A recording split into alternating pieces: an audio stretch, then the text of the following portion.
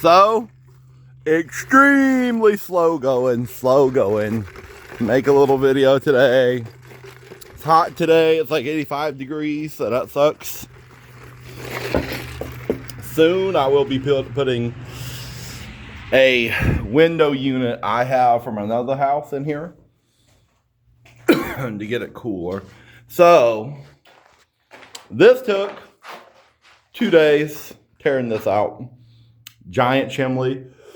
Excuse me. Yeah, this takes a long time. This whole room was filled up with dirt. So if you look this way, it does open it a little bit more. And I'm going to have to frame this wall in. So I was thinking about framing it on both sides, but probably just going to frame it on this side. Probably going to have the stove over on this side. I haven't got that far yet. So what I've been doing, I have been reinforcing the roof. You can see over here, they have the 2x6s. I feel comfortable walking on those. I did not feel comfortable on the 1x4s at all. So, been bracing this up. Now we go in the laundry room. You see my trustworthy little jack. This whole section that they had built, this was probably an inch lower than the rest of the boards. I'm not sure why. So I have jacked this up, and I'm in the process of trying to put some braces up here. So when I let that jack down, it all holds. I don't know how it's going to go, but we're going to see. Not going to lie, I'm a little depressed on this house. When you have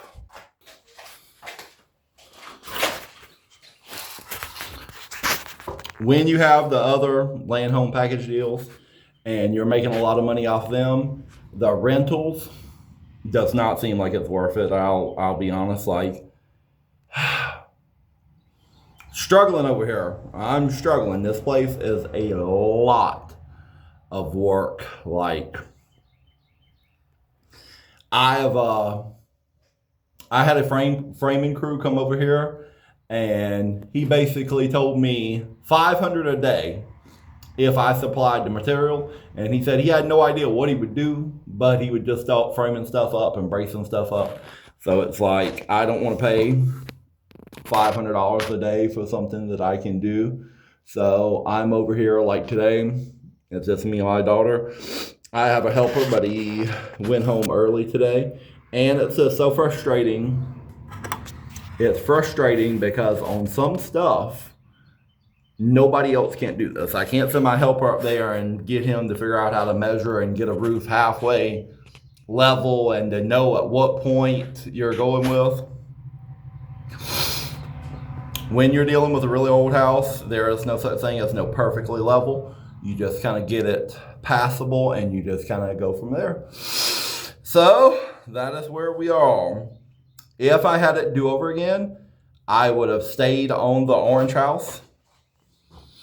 And at the time, I thought this house would be a simpler fix.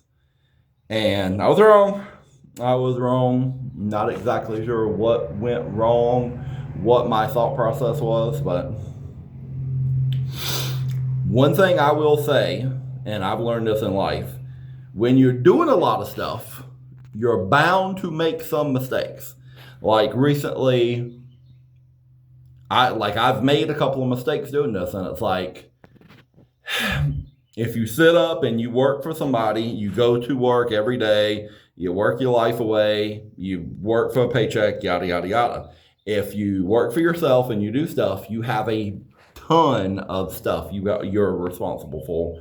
I have 4 land home package deals going on. Every one of them, you have a checklist of 50 things you have to get done, from permits to inspections to lining up people.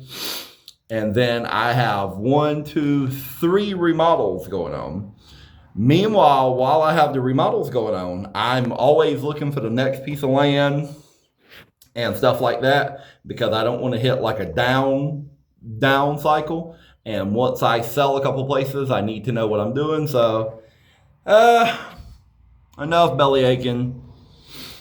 My problems are nothing compared to some people's problems. I can't imagine some people. I'm fortunate enough to be in the situation where I work for myself, where I can go home and I can provide for my family, and we have money and we have food to eat.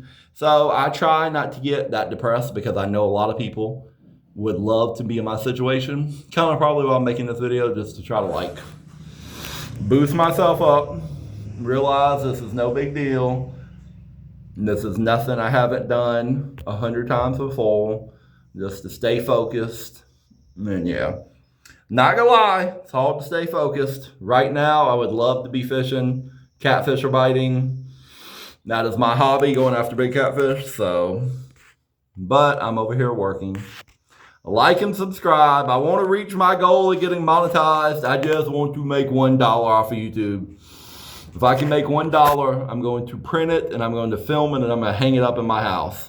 Another project that's coming up is me and my wife have decided on a house plan, and we're going with it. It's going to be a 2,300 square foot house. It's going to be my first house I've ever built. I'm going to be the contractor. I will be subbing out most of the work. Some of the stuff I will do myself, but it's going to be exciting. I plan on putting that on the channel.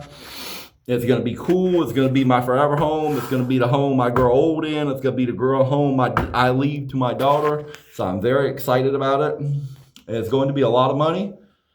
It's going to be scary how much money it is, but here we go.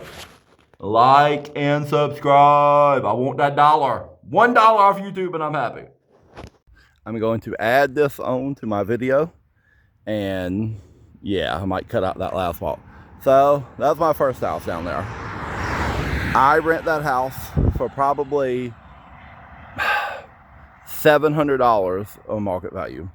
This house I rent out for probably about the same, $700 of market value. So if I jacked up the rent on both of those people, I wouldn't even have to fool with this house. Wouldn't even have to fool with it. So I say that because so many people online hate landlords.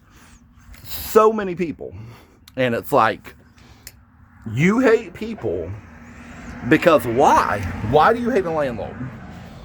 Do you hate a landlord because we are over here saving a broke down house that should have really got destroyed?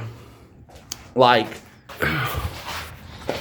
the hate for landlords is one of the most completely unfounded things, which I guess they're all bad landlords. But like I said, I could literally jack up the rent to market value for the next two houses, and I would not have to be here. My return on my investment would be like 24% a year, which I would be thrilled with, and this place could rot till the end of time, and I would not care at all. So before you hate on landlords, realize there are a lot of people like me that try to do the best they can, try to help people out, try to give people an affordable house. The guy next to me is 82. He lives on a fixed income. He's a very good man. Like, I would not go up on his rent and jack his rent up. The girl who lives in the first house is a very nice girl. She's got 2 little daughters. I would not feel comfortable jacking their rent up and making them struggle in their life. So before you start judging with the landlords, there are good landlords. Not every landlord is a slumlord. And refocus your hate on people. If you're one of the people that sit up and hate landlords, ask yourself, why are you hating a specific group of people just so? Like and subscribe.